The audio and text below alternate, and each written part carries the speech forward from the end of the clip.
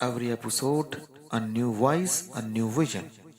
Welcome to Nazariya the Vision. इस प्रकार के जो शासक हैं वो मेहनतकश लोगों के कर्तव्य को ज्यादा फोकस करते हैं जी और जो संपत्ति वाले हैं उनके अधिकार पे ज्यादा फोकस करते हैं। फोकस करते हैं। हमारे दोस्त हैं विनय महाजन, उनका एक बहुत प्यारा गाना है, उसमें एक वाक्य है, चुप रहना ही हिंसा की शुरुआत है। जी भारत में जो नफरत की बनाए रखने वाला संगठन आरएसएस है, वो अपनी शाखाओं के माध्यम से बच्चों को शुरू से दिमाग में ब्रेन वॉश करता है कि हमारे महान हिंदू राजा शिवाजी महाराज, पृथ्वीराज चौहान, राणा प्रताप और वो खराब मुसलमान राजा बाबर, औरंगजेब, अलाउद्दीन खिलजी, ये वो बचपन से इस प्रकार का एक उन्हें भुट्टी पिलाई जाती है। मीडिया जी तो सच है या मसाला? झूठा मसाला। झूठा तो फियर ज्यादा पावरफुल है या फेथ? आजकल तो फियर ज्यादा पावरफुल है, सिटीजन्स की जिम्मेदार सिटीजन की जरूरत सबसे ज्यादा है, जो संविधान के रास्ते पर चलें और उसके विरोध में जो होता है उसका विरोध करें। आइए सुनते हैं कुछ ऐसी बातें जो सिर्फ कानों से नहीं, दिल से महसूस होती है। कोई भी चीज सड़कों पे होने के पहले दिमाग में होती है, कोई भी चीज। जी और अभी ऐसा है, एक मजेदार बात आपने ये पूछा ही है तो बताऊं आपको कि समाज में हमेशा कर्तव्य और अधिकार, राइट्स और ड्यूटीज होती हैं। तो इस प्रकार के जो शासक हैं वो मेहनतकश लोगों के कर्तव्य को ज्यादा फोकस करते हैं जी और जो संपत्ति वाले हैं उनके अधिकार पे ज्यादा फोकस करते हैं। तो ये एक डिवीजन कर दिया है। नॉर्मली जैसे मुझे अधिकार मिला वैसे मुझे कर्तव्य भी होना चाहिए, पर सिर्फ मुझे कर्तव्य के लिए कहा जाए और कहा जाए आपके कोई राइट्स नहीं है, वो परिस्थिति अभी इस समय पनप रही है और मतलब सेग्रीगेट कर दिया गया कि इनके राइट्स और आपके रिस्पॉन्सिबिलिटीज। तो खामोशी भी एक जुर्म है, खामोशी। तो खासकर उन लोगों की जो पढ़े लिखे और कंफर्टेबल और सेफ हैं, तो उनके लिए मतलब कैसे उनको जगाएंगे आप?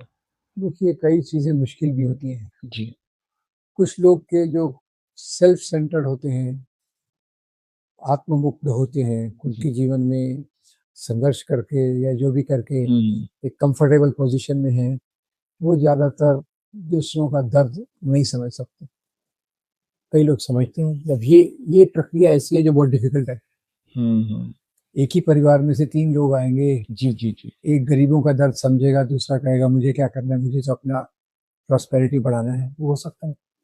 पर आपने ये बात सही कही कि एक हमारे दोस्त हैं विनय महाजन, उनका एक बहुत प्यारा गाना है, उसमें एक वाक्य है, चुप रहना ही हिंसा की शुरुआत है। जी आप जब चुप रहते हैं तो हिंसा चालू हो सकती है। तो ये चीजें जो हैं इस वक्त हमें मान के चलना पड़ेगा कि कुछ लोग इस पे सेंसिटिव नहीं होंगे और कई लोग सेंसिटिव होंगे, क्योंकि इंसानियत अभी भी जिंदा है। कई लोग रिस्पॉन्ड भी करते हैं, आते भी हैं, इसके लिए काम भी करते हैं, जोखिम भी लेते हैं।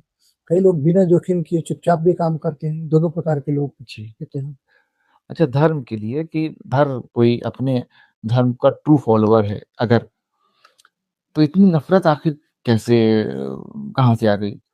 देखिए नफरत का मैंने आपको बताया कि अंग्रेजों ने जो इंटरप्रिटेशन लाया हिस्ट्री का, वहां से शुरू होती है और फिर बाद में जाके भारत की बात बता रहा हूँ अभी। पाकिस्तान में भी ऐसी प्रक्रिया हुई, वहाँ हिंदुओं के लिए बहुत नफरत है, हिंदुओं के लिए बहुत नफरत थी, फिर क्रिश्चियंस के लिए आई, फिर अहमदिया के लिए आई और दूसरे शियाज के लिए आई। जी भारत में जो नफरत की बनाए रखने वाला संगठन आरएसएस है, वो अपनी शाखाओं के माध्यम से बच्चों को शुरू से दिमाग में ब्रेन वॉश करता है कि हमारे महान हिंदू राजा शिवाजी महाराज, पृथ्वीराज चौहान, राणा प्रताप और वो खराब मुसलमान राजा बाबर, औरंगजेब, अलाउद्दीन खिलजी, ये वो बचपन से इस प्रकार का एक उन्हें भुट्टी पिलाई जाती है।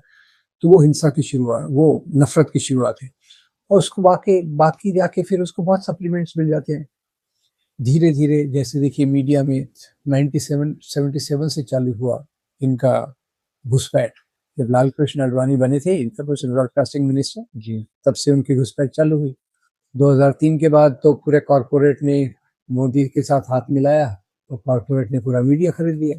साथ ही साथ बीजेपी पहली पार्टी थी जिसने अपना मीडिया सेल बना के सोशल मीडिया ये किया, करोड़ों व्हाट्सएप ग्रुप बनाए।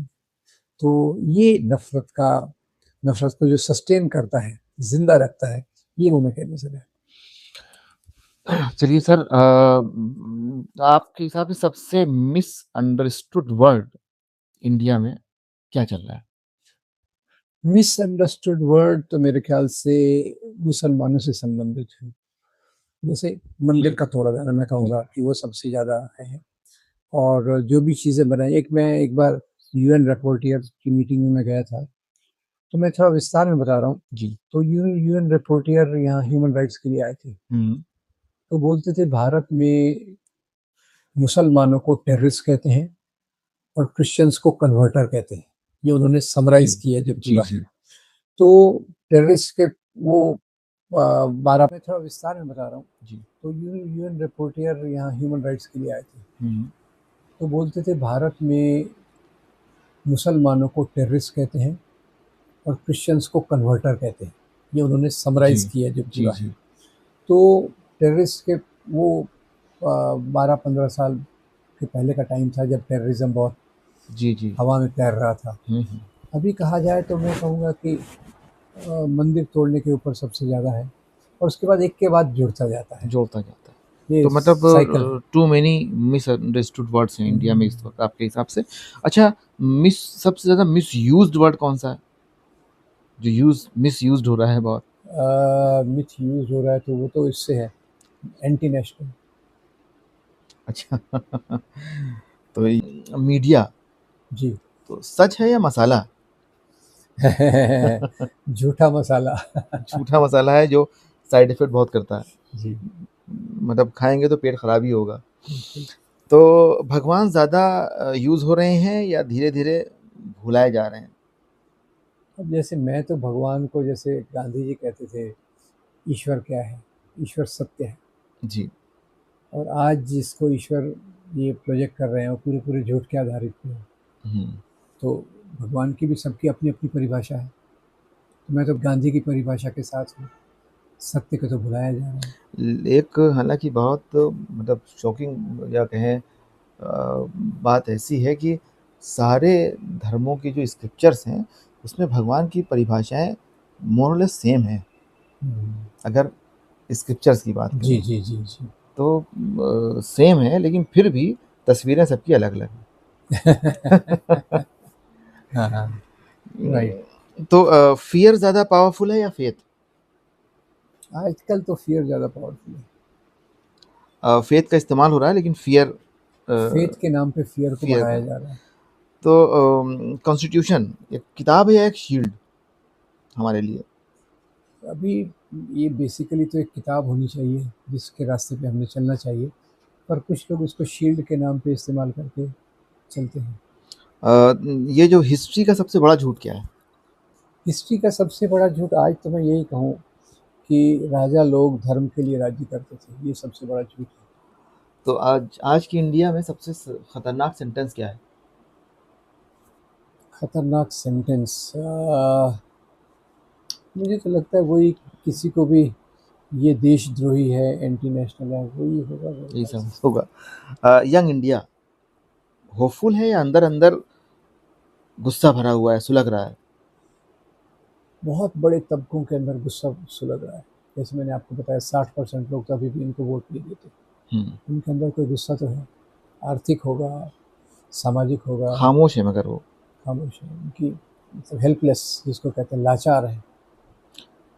और 40% लोग गुमराह हैं और 60% लोग 40% लोग खामोश हैं। बिल्कुल। तो इंडिया का इंडिया को सबसे ज़्यादा ज़रूरत इस वक्त भक्तों की है या जिम्मेदार सिटीजन्स की है? जिम्मेदार सिटीजन्स की ज़रूरत सबसे ज़्यादा है, जो संविधान के रास्ते पर चलें और उसके विरोध में जो होता है उसका विरोध करें। क्या मतलब देंगे एक संदेश, या क्या आपको लगता है कि सबको इतना तो कम से कम सुधार कर लेना चाहिए अपने अंदर अगर देश को बचाना है तो। संदेश तो नहीं, मैं निवेदन करूँगा जी। कि हमको देश को अगर बचाना है तो संविधान के प्रिएम्बल को कम से कम बहुत अच्छे से आत्मसात करके उसके रास्ते पर चलने की कोशिश करना चाहिए। वो सबसे महत्वपूर्ण है, क्योंकि संविधान के रास्ते पर जब चलेंगे तो आप नफ़रत नहीं कर सकते, क्योंकि फ्रैटर्निटी की बात उसमें, बंधुत्व की बात है। संविधान के रास्ते पे बात करेंगे तो किसी को आप नीचा नहीं देख सकते, क्योंकि उसमें इक्वलिटी की बात है। संविधान के रास्ते पे चलेंगे तो किसी पे आप बंधन नहीं लगाएंगे, क्योंकि उसमें लिबर्टी की बात है। तो मुझे लगता है कि वो सबसे महत्वपूर्ण चीज़ें हैं जो मैं लोगों से निवेदन करूँगा कि संविधान को एक उसका असली मतलब समझ के उस रास्ते पर चलने की कोशिश कीजिए। सबसे पहले तो संविधान को पढ़ना ज़रूरी है, बिल्कुल, और नहीं पढ़ना चाहते तो कुछ लोगों को उनको पढ़ाना ज़रूरी है। बिल्कुल। तो संविधान पढ़ें, और तब अगर उनको लगे कि हाँ, इसमें संशोधन की गुंजाइश है, तब ठीक है कि हाँ, संशोधन किया जाए। पहले समझ लें तो काफ़ी हो जाएगा। जी। चलिए सर, समय देने के लिए बहुत-बहुत शुक्रिया आपका। थैंक यू, बहुत आपका अच्छा भी लगा। धन्यवाद। फिर बात करते हैं सर। Thank you. फिर मिलेंगे एक नए मेहमान के साथ, एक नए नज़रिए के साथ। तब तक ख्याल रखिए।